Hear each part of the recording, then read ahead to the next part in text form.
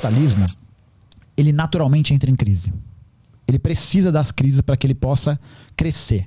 Ele precisa da crise para poder gerar esse maior processo de acumulação da burguesia e de, ao mesmo tempo, pauperização, de empobrecimento da classe trabalhadora. Então é natural que as crises aconteçam dentro do capitalismo. Só que o que o nazismo faz? O nazismo é essa perspectiva de defesa dessa sociedade, da sociedade do modelo que vai estar em acordo com esses empresários capitalistas. Só que o que ele faz? Ele vai dizer o seguinte: o responsável pela crise não é uma questão estrutural, que é o caso, né? É uma questão estrutural da crise. Porque uma hora você vai precisar aumentar a exploração, aumentar o quanto os trabalhadores trabalham, vai ter que diminuir salário para que esse lucro continue sendo gerado. E o mínimo para o trabalhador sobreviver, que é o que a gente já falou. E aí o que ele faz? Ele vai criar, na verdade, uma narrativa que vai dizer o seguinte: a responsabilidade da crise não é da estrutura capitalista, mas é do estrangeiro. É esse sujeito aqui que entrou na nossa sociedade, que destruiu nossas famílias, que destruiu nosso modo de vida histórico, blá, blá, e a gente tem que eliminar ele. Porque a partir do momento que a gente eliminá-lo, acabou o problema. E para as pessoas, Petri, e para as pessoas despolitizadas, isso faz muito sentido. Sabe por quê? É muito mais fácil de lidar. Não é muito mais fácil? Claro, é muito mais fácil tu decidir que aquele cara é o problema, mata ele e minha vida vai ser perfeita. Não é exatamente o que a galera falava do PT no Brasil, por exemplo? Essa mesma perspectiva. E o PT tem muitos problemas, né? A gente do PCB tem críticas severas ao PT em relação a isso. Porque promoveu essa despolitização. Acabou promovendo esse processo, sabe? E aí o que acontece o bolsonarismo ele veio na esteira desse discurso dizendo: o problema é o PT. A gente tira, lembra? A gente primeiro tira a Dilma e depois vai tudo ser resolvido. Mas só pra eu provocar aqui, quando tu diz que o problema é a burguesia, tu não tá fazendo a mesma coisa? Não, porque existe nesse processo um elemento de prova material. Existe uma questão estrutural material que é a exploração do trabalho. Isso é inegável. Sim, eu entendo que para algumas pessoas, essas outras pessoas que discordam disso podem não conseguir chegar nessa materialidade do argumento. Então, por isso que é o nosso trabalho fazer isso. Assim como para algumas pessoas, existe uma prova material de que o PT era o problema? Não. Então, existe essa prova que pode sim ter gerado problemas a partir do governo, questões, mas é muito mais inflado, é muito mais propagandeado do que realmente é. A própria questão da Lava Jato, a questão da corrupção, porque agora a gente vê, por exemplo, né? Lembra do escândalo do cartão corporativo? Que o Orlando Silva usou o cartão corporativo para comprar uma tapioca? Lembra disso? Hoje em dia tem sigilo de 100 anos do cartão corporativo. Cadê os moralistas? É a mesma galera que foi contra o PT, né? E não falava que era contra a corrupção, contra a roubalheira, não sei o quê. E cadê essa galera? Por isso que é uma questão moralista, né? É uma questão que está ligada também a como essas pessoas reproduzem uma lógica cultural que é contra a classe trabalhadora, que é contra o pobre, mesmo ele sendo trabalhador, mesmo ele estando muito mais perto do fudido do que do bilionário, estando muito mais perto de passar por um processo de pauperização, de empobrecimento do que do bilionário. A pessoa que ganha 10 mil reais por mês está muito mais perto de, numa eventualidade, perder o emprego e passar fome do que virar milionário. Muito mais perto. Só que a ideologia dominante nos vende essa ideia de que nós somos diferentes. Não, o trabalhador é um fudido, mas não. Eu, Gustavo, sou o escolhido. Eu sou diferente. Eu vou me destacar. Sim. Eu vou conseguir fazer isso. E a gente pode até falar, né, que tem pessoas que até conseguem, né, melhorar de vida. Mas, de novo, para quantos meninos não passaram pelo moedor de carne para ter um Neymar? É a mesma lógica. E aí só pra finalizar, eu falo muito, tá? Não, mas é bom. É bom. Gera material, né? É isso. E pra gente parar pra pensar, né? A burguesia, a gente é contrário a ela, não porque a gente faz uma análise moral, étnica, biológica dela. A gente é contra ela porque ela ganha sua vida, ela ganha mais tempo de vida a partir da exploração de outra pessoa. A partir da exploração de outra pessoa. Então a gente vê um bilionário como, sei lá, o Abílio Diniz, o Jorge Paulo Lemann, essa galera que vive 90, 100 anos. Por que vive tanto? Eles têm alguma coisa genética? Por que vive tanto assim? Porque não trabalha. Porque não trabalha. Trabalha. Porque não vai carregar caixa de mercado. Porque não vai atender gente no mercado. porque não vai estacionar carro. Mas é aquelas histórias que os caras, quando eram jovens, trabalhavam e aí carregava caixa. O Jorge Paulo Lemann, por exemplo, Ah. ele foi ser tenista na Suíça. Que trabalhador tem dinheiro para ser tenista? Primeiro, porque tênis é mó esporte de burguês do caralho, porque não tem quadro em todo lugar, né? E para ser tenista na Suíça. Sim. Uhum. Ele não é de origem proletária. O Abílio Diniz também não.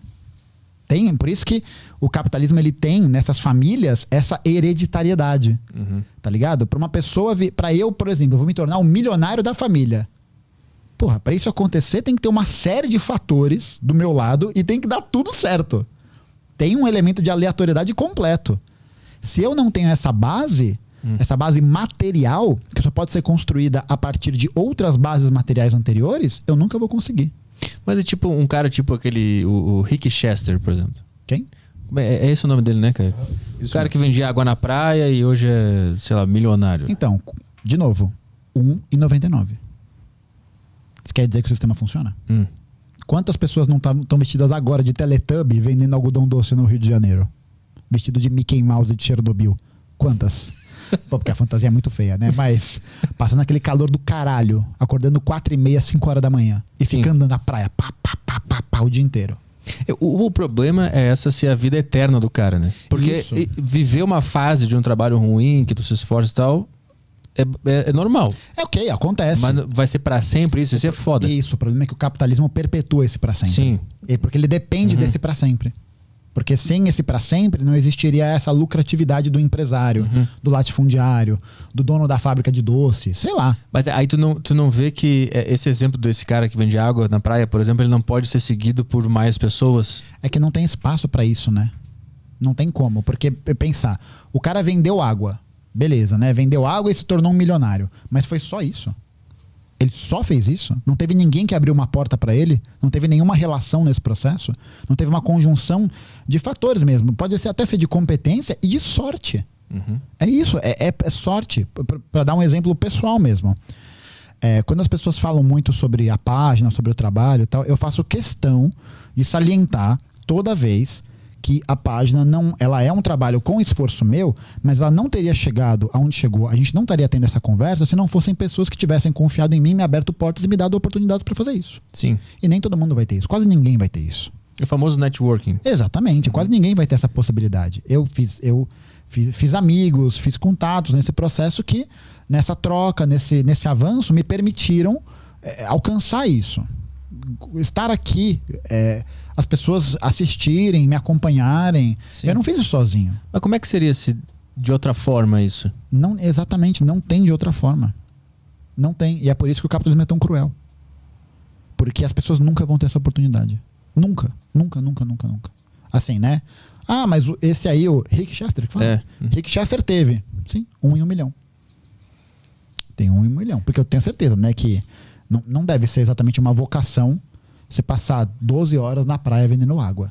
Mas eu acho que a história é que ele sacou alguma coisa lá e fez umas paradas. Não foi só com água, né? Ele refletiu, pensou e foi... Então, é isso. Foi melhorando aquele negócio. Tem um livro dele que eu não li, eu não conheço a história profundamente, mas não foi só por causa da água, né? Ele teve ideias e tal. Isso, tem todas outras coisas que acontecem, né? Mas é isso, a gente pode pensar quantas mentes brilhantes não têm ideias geniais na periferia de São Paulo e nunca vão conseguir colocá-las em prática porque elas não vão ter acesso a uma educação que permita que elas façam isso. Porque elas não vão ter condições materiais de fazer isso. Quantas pessoas não têm, a gente falou, né, vocação para ser músico, artista e nunca vai conseguir ser porque um piano custa 30 mil reais.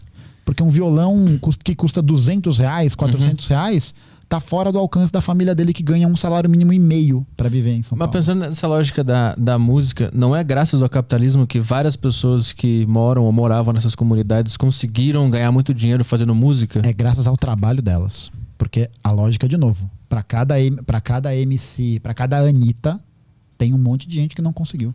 Um monte. Mas não é meio que a vida é assim? Um monte de gente não vai conseguir? Olha, ela vai ter gente que pode achar isso. Só um time ganha a Champions League.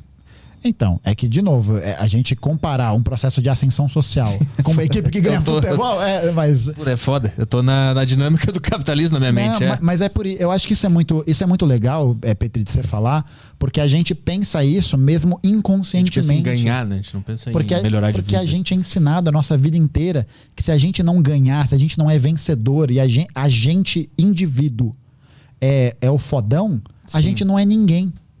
Mas, por exemplo, o MC que conseguiu sair da comunidade e hoje tá com uma grana boa e tá morando numa casa grande e tal.